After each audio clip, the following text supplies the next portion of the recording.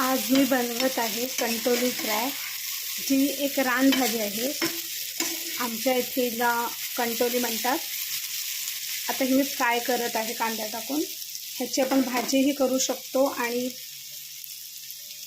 चपातीबरोबर अशी फ्रायही खाऊ शकतो. तर कांदा मी आज पहिल्यांदा टाकला आहे. मी अशीच फ्राय करते, फक्त हळद मसाला मीठ टाकून.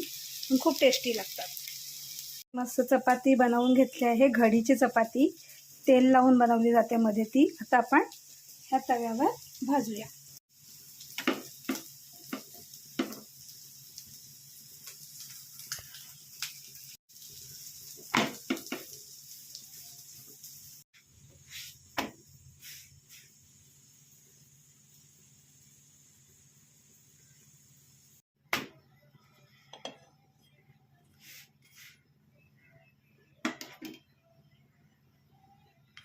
ती कंटोली फ्राय झालेली आहेत. मी जास्त क्रिस्पी केलेली नाही आहेत, नाहीतर मग ती टेस्ट थोडी वेगळी येते.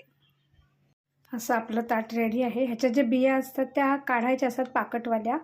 कोवळ्या असतात त्या राहिल्या तरी चालतात.